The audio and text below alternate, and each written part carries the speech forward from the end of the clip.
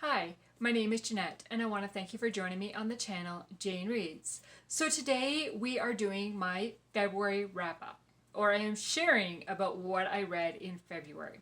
So I read 9 books in February, 8 books were on my TBR, and then I added a book because a new release came out that I didn't know about, and I could not wait. The first 4 books that I read in February, I have already talked about in my February mid-month wrap-up, so I will link that video below so that you can go back and watch it if you want to. Then the 4 books that I talked about in that video are The Sound of Light by Sarah Sundin, Grateful American by Gary Sinise, My Phony Valentine by Courtney Walsh, and Petticoat Ranch by Mary Connolly. So then I still had 4 more books on my TBR to read. No, that's wrong. I had 5 more books left on my TBR to read. And when I filmed that mid-month on the 15th of February, I thought, I'm pushing it to finish these books at the end of the month. But I am proud to say I finished them all. Now, I only have 4 books here because book number 1 was on my Kindle. So that's what we're going to start with. So I read books 1, 2, and 3 of the Serena Jones mystery series by Sandra Orchard. So book number 1 is A Fool and His Monet. This introduces us to Serena Jones, who is an FBI agent, and then it introduces us to kind of the whole cast of characters that kind of carry on in the rest of the books. So I think I'm going to talk about all 3 books kind of together, because the story, each book, all 3 books, each do have their own like FBI case going on that they're trying to solve. But then it all follows Serena the whole way through, and the rest of the cast of characters. So her family members, the partner she works with, a landlord from her building. Those are kind of the main characters that carry through all 3 books. So basically we are following Serena the whole way through. It is from her point of view, and then switches to one of the guys every once in a while. So then book 2 is Another Day and Another Dolly. And then book 3 is Over My Dead Body. Okay, so Serena Jones is a FBI agent in the art department, and kind of her specialty is investigating art theft or cases that around art. So in book 1, number 1, she gets called to a museum where her friend is a security officer, and a robbery has happened, and they're trying to figure out what's going on. And it kind of goes from there. Book 2 features a case of a switched out painting in a personal residence, and follows kind of a little bit more as they dig into what happened, and so forging paintings that is happening. And then book 3 is, so both book 1 and book 2 take place in St. Louis. Then book 3, Serena and her family have traveled to Martha's Vineyard and come across somebody that had somebody they know has died. And then it's like, was it murder or was it an accident? And as she kind of digs into that a little bit more and trying to figure out exactly what happened, then people from St. Louis come and join her there and kind of dig into that. So I was hesitant going into the story a little bit because I'd heard that it focuses on a love triangle around Serena. And I don't really like love triangles. And I mean, in a way, yes, it does, because there is 2 guys and Serena, and the 2 guys are both like possibly interested in her, and she's not really sure. So her mom is trying to set her up with one of the guys, and her great aunt is trying to set her up with one of the other guys. And so it's kind of like the mom and the aunt are both, well, this guy's great for you, you got to see this, and no, this guy's good, right? But Serena is just kind of sees them both as friends, just going through normal. They're not dating or anything, right? So it's just more friendship, getting to know them, and there is no real leaving each guy on or anything like that. And she wasn't on the big debating about, I have feelings for this guy, but I have feelings for this guy, and kind of that whole thing that's what really annoys me. So I really enjoyed the way it was handled for that. Now, there was one guy in particular that I preferred over the other guy. Not that the other guy was like bad or there was anything wrong with him. I just had a preference. And I was very happy when it ended the way I wanted it to end. So, yes. The other thing that kind of told me about these books was my mother had read them and she really enjoyed them. And as I was reading them, I'm like, wow, I know why my mom really liked them. Because Serena's parents are British, and her aunt and her grandparents. Like, they all came over to America from England. And so they carry on very English traditions.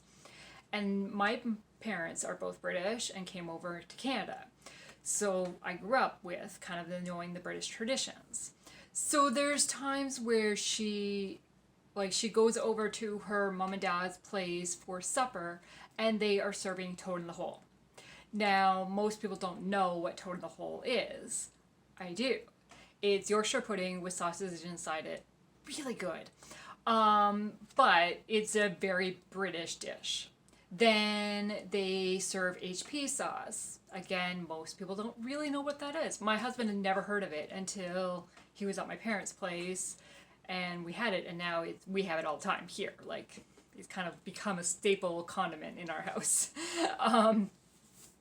So when I was reading this, I'm like, well, I know why my mom really liked this, because there is very heavy British terminology and stuff in it. Book 1, which I don't have physically, I was like, well, okay. I wasn't really sure, though. I gave book 1 3 stars because it really felt like Serena was an amateur sleuth, not an FBI agent. Some of the things she did, it was like, okay, I know she's relatively new. Like, she's only been an agent for 15 months, less than 2 years, something like that. But it just felt like, it reminded me a lot of other books where you read where somebody kind of stumbles into it and starts investigating, but that's not their job. That's how kind of Serena acted to me a bit. Whereas, I mean, she's an agent. This is her job. She shouldn't be bumbling through this as much as she is. But her aunt was hilarious. And just every time she came on the scene or said something or tried to get involved in the case and stuff, she just had me laughing. So I gave book 1 3 stars. Because, I mean, it was good, but it was okay. Like, I didn't love it. Then book 2, which is Another Day and Another Dolly, is Serena becomes the target. I'm looking at my notes. Serena becomes the target, and there are so many close calls that happen to her that one of her friends is like, is it safe to be near you? Like, am I gonna be shot or drowned or, right? Like, it's just, wow. So there's definitely a lot of action that happens in this one that kind of makes me like, will she get out okay? But I felt like she really started acting more as an agent in this one. And I really, really, I kind of got more into it and I'm really getting to know her, and I was very curious where it was going to go. I gave this book 3 stars as well because, again, I was like, I think I know what's going to happen. I'm pretty sure. And some of the stuff just didn't feel realistic to me. But then I picked up Over My Dead Body because I can't end a series at book number 2, even if I'm not like in love with the series. I gotta finish it. And the fact that the storyline with Serena's personal life and family, like, because I really enjoyed the characters, it carries over the whole way through. We're not meeting a new character, like, it's still the same.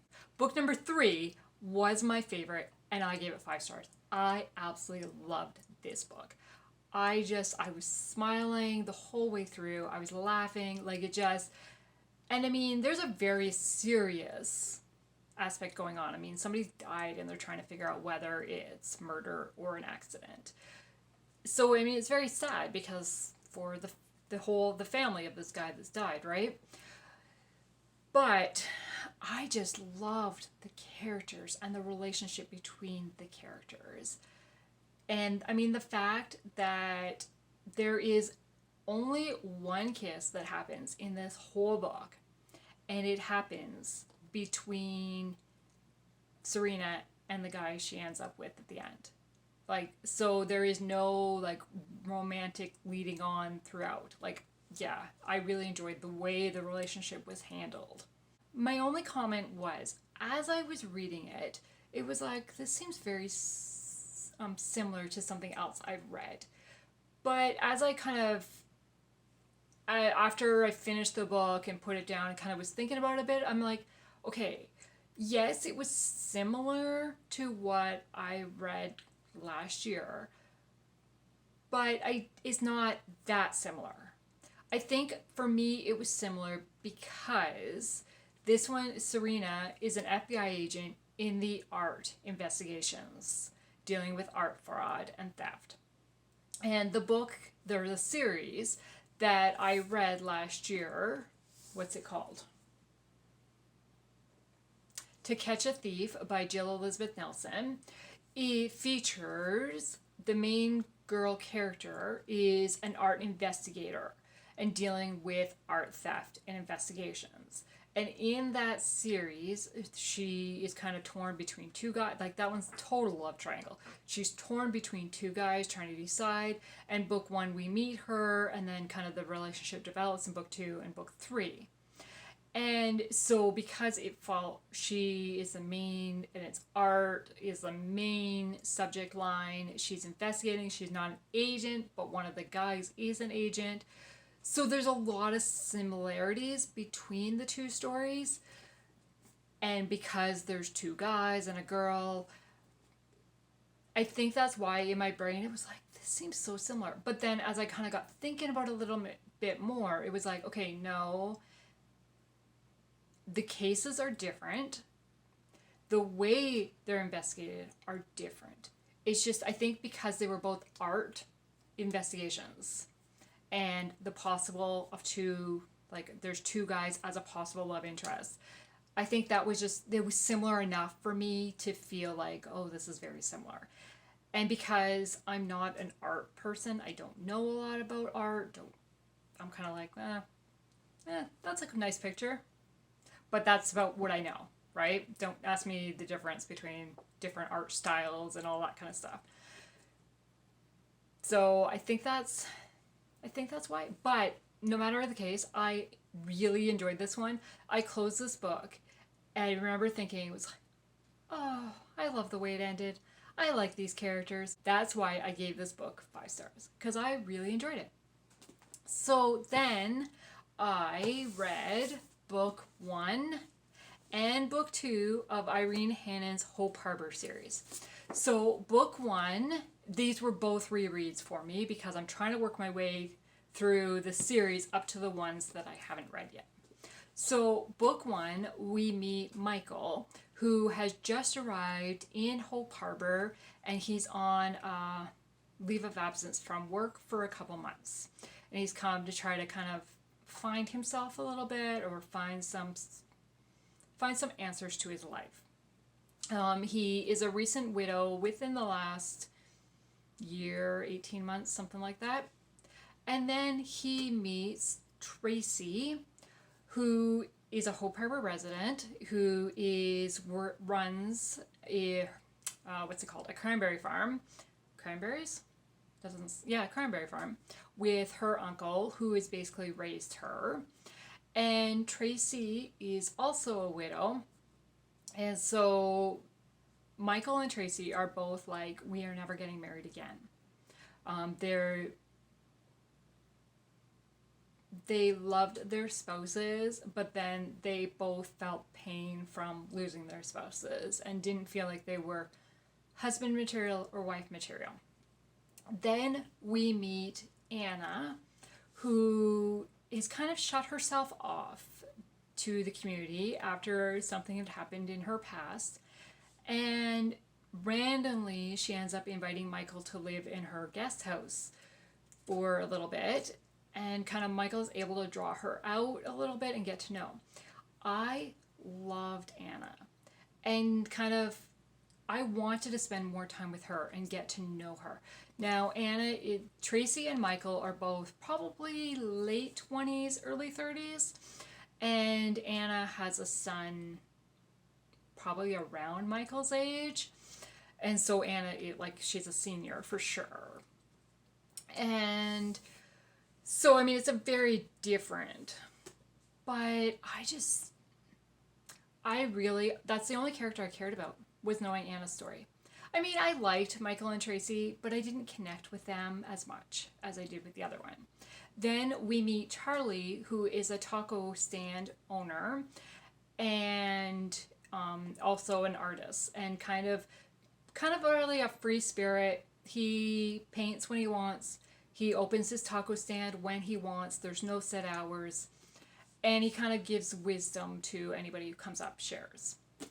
He's very eccentric kind of character, and just always kind of tells Tracy and Michael, in this case, kind of what they need to hear at that moment.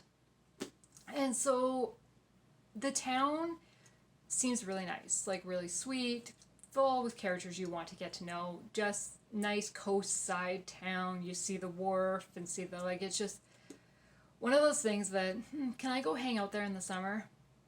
I'd love to. But I just didn't connect with Michael and Tracy as much as I could have. And I gave this book 3 stars. I just felt it was slow a bit. And the number of widows in it. Like, Anna's a widow. Michael's a widow. Tracy's a widow. There's a seagull mentioned who's a widow, has lost his partner. And then Tracy's uncle had lost his first wife, was a widow, and then just recently got remarried. But just the number of widows in this one, it was like, wow. Okay, can we get some other characters? But yeah, but that didn't stop me, because it introduced me to the town of Hope Harbor and meeting some of the characters, and I wanted to continue on, and I plan on continuing on. And I did continue on. So then the next book is See Rose Lane. You can't really see that title very well. So this one, we meet Eric Nash, who grew up in Hope Harbor, but has been away in Portland. He is a lawyer, and he was on the partner track, and something happened, and he's come home to kind of regroup. Then there is BJ Stevens, who is a contractor who has moved to Hope Harbor from LA. Can't handle the city anymore, wants a slower pace of life. And they meet in a couple random incidences. I'm not going to tell you what they are, because it's very interesting at the very beginning what happens and kind of what their first impression of each other is. And over time, they get to know. They're constantly they're running into each other, and their paths are crossing all the time. And so we meet them, and we kind of get to know their stories. I loved both these characters, and especially Eric. He's such a nice guy. Really had his past set for him, and something happens, and he has to regroup and figure it out. And just watching him learn and kind of see, I really enjoyed it.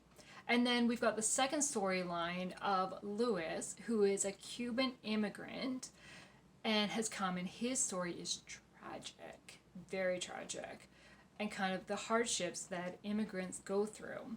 And then we meet Eleanor, who is an 88-year-old lady living on her own who wants to stay in her own house. And she is so worried about having a fall and having to go to the hospital and never being able to return home. And just the care of the characters for each other and helping each other out, the community. I really liked it. And then kind of seeing Eric and BJ, I just totally spaced on her name there. I'm kind of seeing them, two of them kind of come together and realize what they really want and kind of what is the point of life. Again, Charlie, the taco stand guy, artist, shares wisdom with all the characters at times and really helps kind of point them in, what does God want you to do? What is God leading you to do? I really, really enjoyed this story. I gave this one 4 stars because it's such a nice, happy story, and I found it moved a little bit quicker pace than this one, and I think that's why I got more into these characters for them. So yes, so I totally plan on continuing the series, but I planned on continuing the series before this one anyways. So yes, so as I said, I gave this one 4 stars. So I had again another great reading month. I read 9 books, which same as what I read in January, but I don't know if I read 9 last year other than my really great month in December, but I could be totally wrong on that. I don't know. If I keep on this pace, I am totally going to meet my goal before the end of the year, which is great. So my favorite book of the month was Over My Dead Body. My second favorite book, well, I don't know. I had some great reads this month. So I gave this one 5 stars, which was my only 5 star. I gave this one 4 stars. And then I gave Sound of Light and Grateful American 4 stars. I had 3 4 stars and 1 5 star, and the rest were all 3s, which, I mean, that's pretty good. So yes. So what was your favorite book that you read this month? I'd love to chat in the comments below. Thank you for taking the time to watch, and have a great day. Bye.